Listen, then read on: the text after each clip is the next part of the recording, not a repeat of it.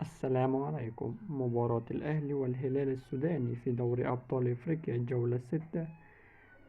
يفتح استاد القاهرة الدولي بوابه لمباراة من العيار الثقيل، مباراة حاسمة بين بطل إفريقيا النادي الأهلي وممثل دولة السودان الشقيقة النادي الهلال، بمباراة في تمام الساعة 9 مساء بحضور أكثر من 50,000 مشجع أهلاوي. وتنقل المباراة على عبر قنوات بين سبورت اتش دي 4، الناقل الرسمي الوحيد لدوري أبطال إفريقيا.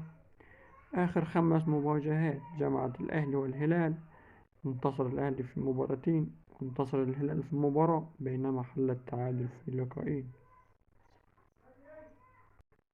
ويسعى النادي الأهلي للفوز في هذه المباراة ولا بديل عنه، إنه في حالة الفوز سيتأهل تلقائيا، لأن نادي الهلال المركز الثاني حاليا ب10 نقاط، بينما الأهلي التالت